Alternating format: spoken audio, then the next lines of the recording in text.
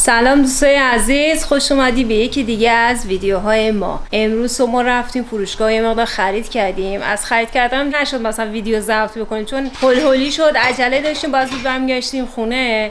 ظرفای دیشب هم نشستیم، البته زیاد نبود. نمیخواد بشوری، الان میشکنی که مثلا بگه من ظرف نشورم، بهش بگم نشوره دیگه. داریوش اومد سری داره ظرفا رو میشوره، منم برم حالا خریدایی که کردیم و در بیارم به شما هم نشون بدم، بعد بگم که ناهارم چه قراره امروز درست کنیم.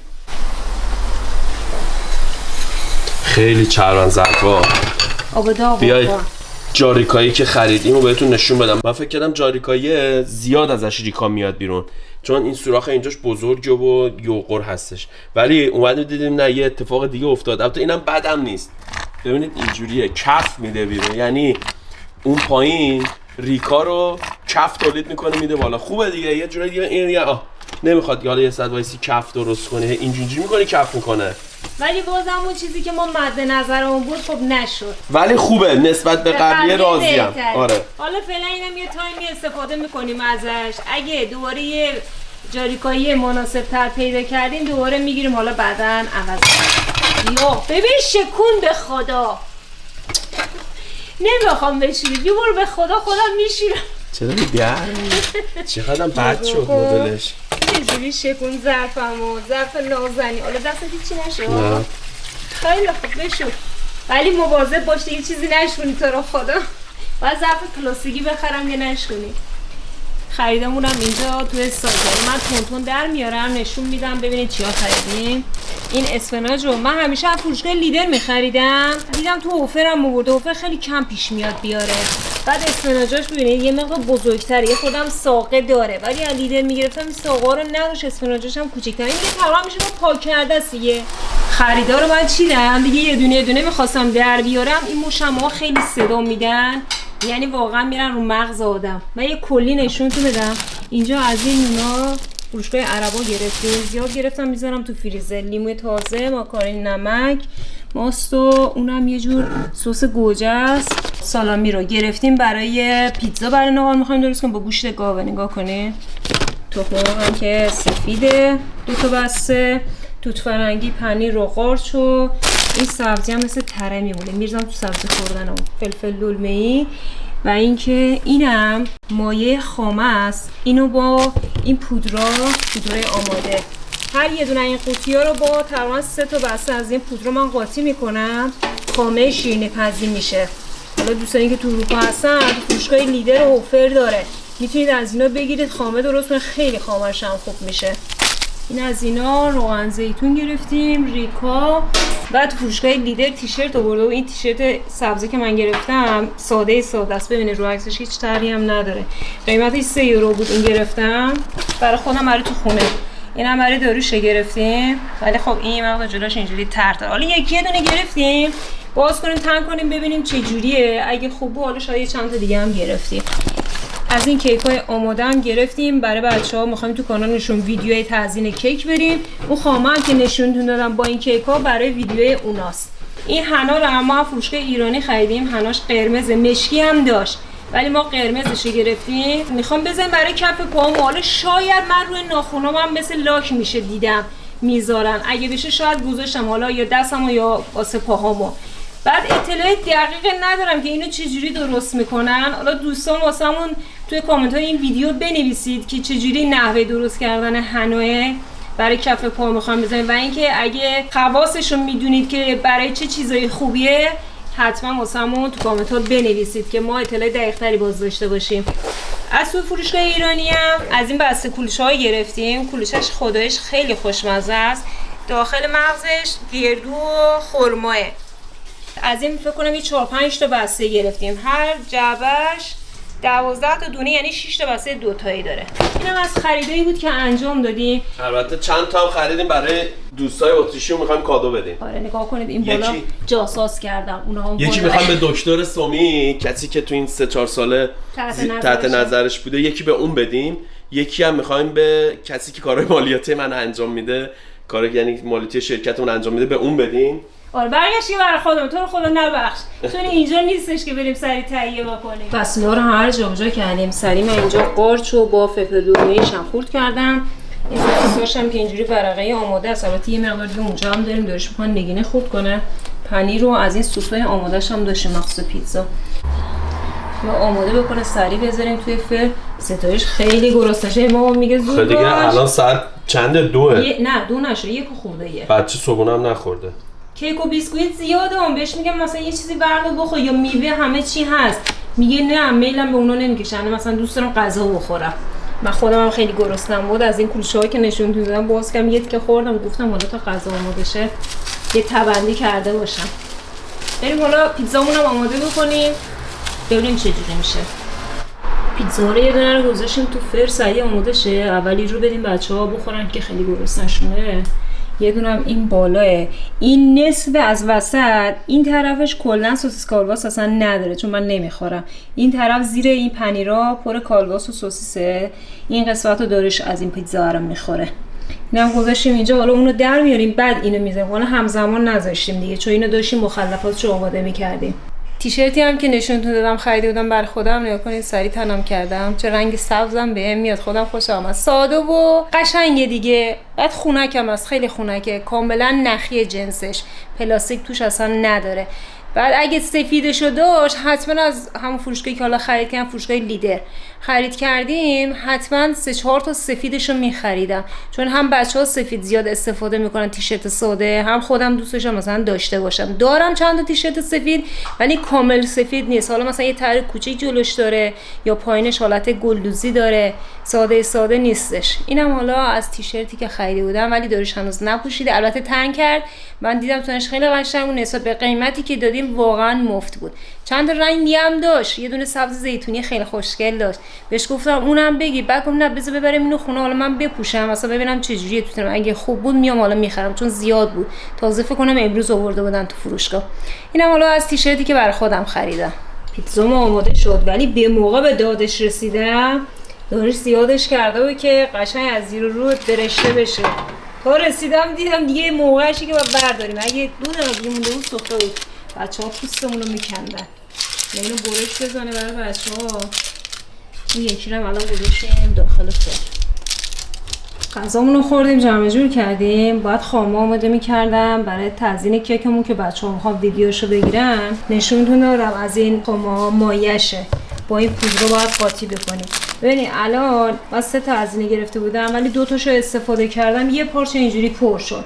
دیگه این یکی فکر کنم اضافه بود دیگه درستش نکردم. هر یه دونه از این قوطیا 3 تا بسته از این پودر میخواد که قشنگ مایه‌تون صفرشه. این بستهش 5 تاییه.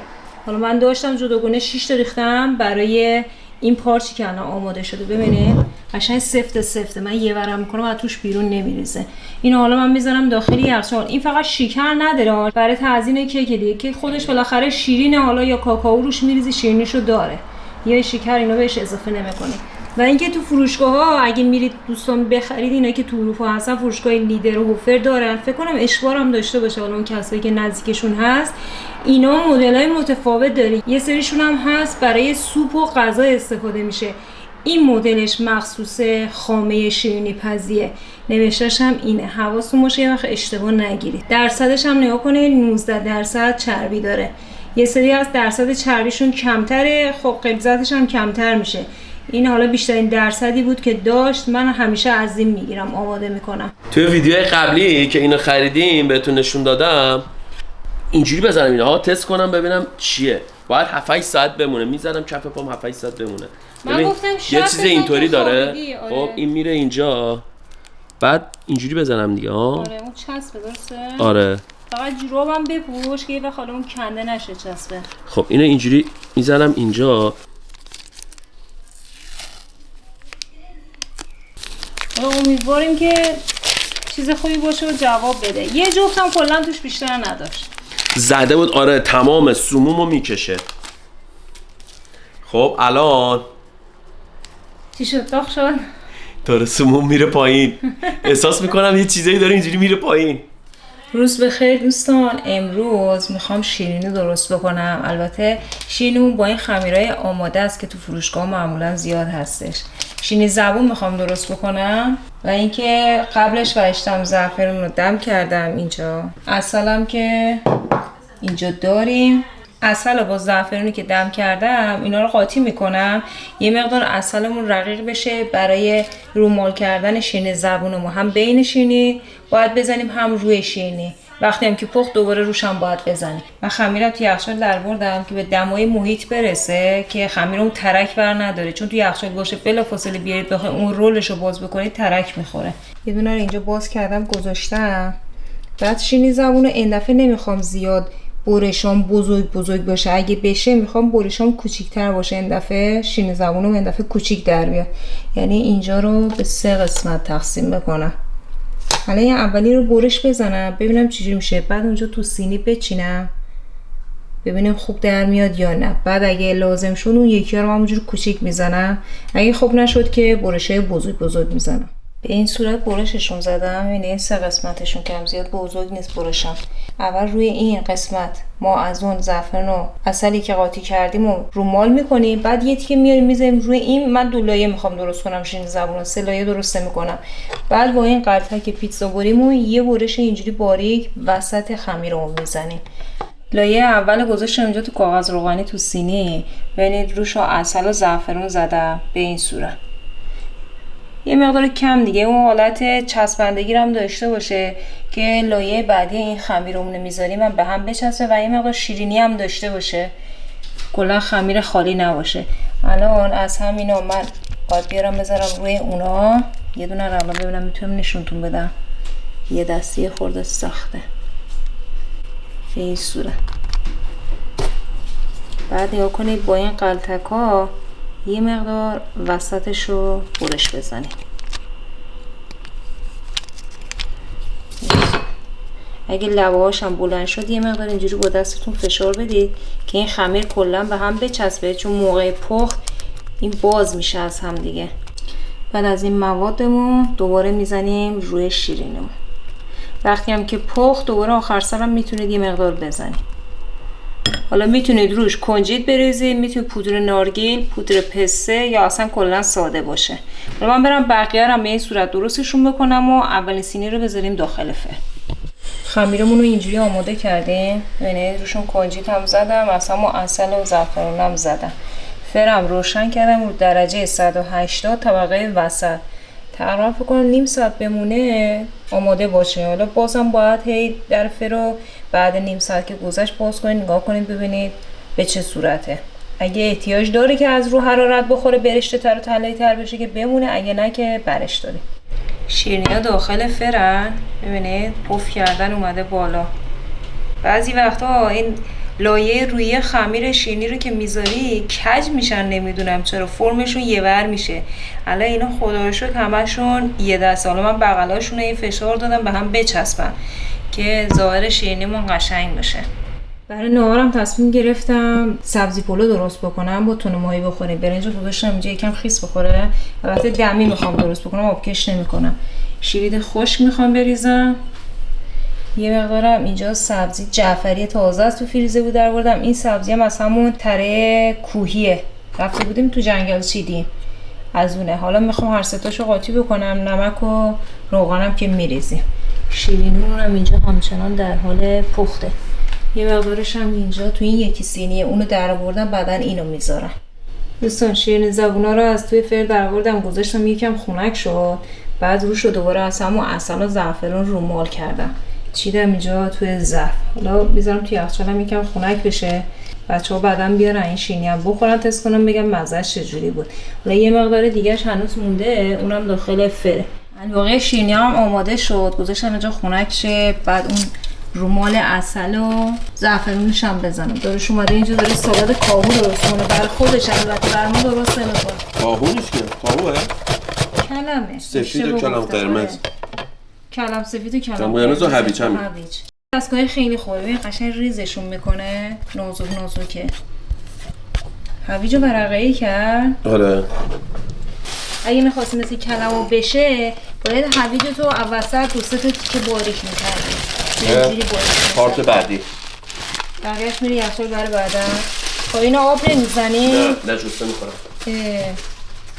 خیلی. مریض میشم بشورم. آره. برنجمون هم گذاشتیم جوش بیاد. در این حین ببین گوشی اینجا دارم کارهای ویدیو کانال بچه‌ها رو آماده میکنم، عکسشو گذاشتم، متنشو دارم آماده میکنم تا بریم برای مراحل بعدی.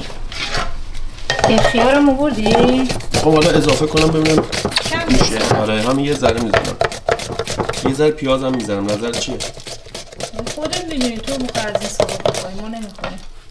الان بهاریه احتمالاً اونم بگه منم این سالادو میخوام، حالا شاید براشون درست کردم با غذا بخورن. الان داریش باید بره فروشگاه بر ما تون ماهی بخره. یه دونه داریم ولی کوچیکه. دوستان کارامو انجام دادم، تموم شد. یعنی نهار و شیرینیمون رو پختیم، تموم شد. یه چیزی رو می‌خواستم نشونتون بدم. زمانی که این ویدیو رو دارید می‌بینید ما یکی دو روز قبلش یه مسافرت رفتیم، یه مسافرت کوتاه. ویدیوشو حتما تو روزهای آینده می‌بینید. یه خریدی اونجا داریش انجام داد. البته خرید زیاد انجام دادیم تو اون ویدیو، تا حدی نشون دادیم از خریدامونو. یه دونه از خریدای داریشو گفتم الان اینجا نشون بدم چون هنوز آنباکسش نکردیم کاملا. گفتم با هم دیگه این کارو انجام بدیم. یه دونه ماشین خریده، مارکش چی بود این ماشینه؟ چی هست؟ من حالا زیاد از ماشینا سر در نمیارم. حالا با هم دیگه تو جعبه درش بیاریم. این قیمتش 15 یورو بود، تخفیف خورده و همین یه دونه مونده بود. حالا مدلای دیگه بودن، طرح و رنگشون هم فرق میکرد، مارک ماشین فرق میکرد، مارک شرکتش فرق میکرد. اونا قیمتاشون هم 15 یورو بود. این چون تک مونده بود قیمتش رو آورده بودن پایین گذاشته بودن. حالا با هم دیگه باز بکنیم ببینیم چه آپشنایی داره. اینو حالا از زیرش میبینید این سوراخ‌ها رو چند تا پیچ زده بودن. الان برای اینکه توی ویدیو حالا تایممون گرفته نشه قبلش من دادم دارش این پیچا رو بازش کرد. این از ماشینه بود. رنگش تقریبا آبی نفتی انگار، نمیدونم حالا مشخصه یا نه. یه حالت اکلیلی هم داره توش، نور میفته برق میزنه. بند و کشایی که بهش زدن رو در بیاریم. یه دونه هم این پشتش زدن. این قسمت کاپوت جلوش هم نگاه کنید که پلاستیک گذاشتن. اینا حالا ببینم چجوری در میان. اینو برای این گذاشتن که بدونیم مثلا این ماشین قسمت جلوش این کاپوتش باز و بسته میشه. این عقبش هم یه کش انداخته بوده. قسمت صندوقش هم باز میشه. بابا برای مسافرت کلی حال میده. توش هم سفیده، کلا رو کش صندلی و اینا همه سفیده. این قسمت گراش هم باز میشه. بعد ببینید دزگیر داره. یه بار دیگه من بذار اینو انجام بدم. مدلاش هم فرق میکنه. بعد چراغاش هم روشن میشه. حالا مجبورا هم بگیرم ببینه. چراغ عقبش هم روشن میشه. خیلی باحاله ولی خب قدرتی نیست مثلا بگی اینو روی زمین بکشی چرخاشو حرکت بکنه، نه اونجوری نیست. فقط همین کارایی‌ها رو داره. بذار ببینم قسمت بالاش باز نمیشه. نه باز نمیشه. دره عقبش هم باز نمیشه. دو تا دره جلو باز میشه. کاپوت جلو و صندوق عقبش باز میشه. مارکش هم اینجا نوشته رن روه. جلو هم البته نوشته، من دقت نکرده بودم. ماشین خوشگلیه. ایشالله آرزو میکنم هر کسی از این سبک ماشینا دوست داره بزرگش رو بخره و استفاده بکنه، لذتش رو ببره. اینم از آنباکس ماشین جدید داریوش. اینم میره توی کلکسیونی که اونجا توی پذیرایی زده. حالا احتمالاً استوریشو میگیره توی اینستا میذاره از این ماشین جدیدش که اضافه کرده به کلکسیونش. دوستان من گفتم این ماشینه قدرتی نیست مثلا اینجوری عقب بکشی خودش حرکت بکنه، ولی هستش. من دستم تست کردم فکر کردم که اونجوری نیستش. خیلی باحاله. سوارش بریم یه دور بزنیم. دوستان پس حتما ویدیو بعدیمون رو دنبال بکنید که ببینید کجا رفتیم، چه خریدایی انجام دادیم و کدوم کشور رفتیم. از اتریش خارج شدیم. سفر خیلی خوبی بود. احتمال زیاد تو روزهای آینده هم باز سفر بریم، سفرهای کوتاه. حالا کشورهایی که بهمون نزدیک هستن اونجا هم بریم، چون بچه‌ها الان توی تعطیلات هستن. یه تقریبا 5-6 روز دیگه هنوز تعطیلن. تو این چند روزه احتمالاً 1-2 جای دیگه بریم. امیدوارم که از این ویدیو هم لذت برده باشی. هر پیشنهاد و نظری دارید تو کامنت واسم بنویسید. سعی می‌کنم همه رو جواب بدم. تا یک ویدیو دیگه، خدا نگهدار.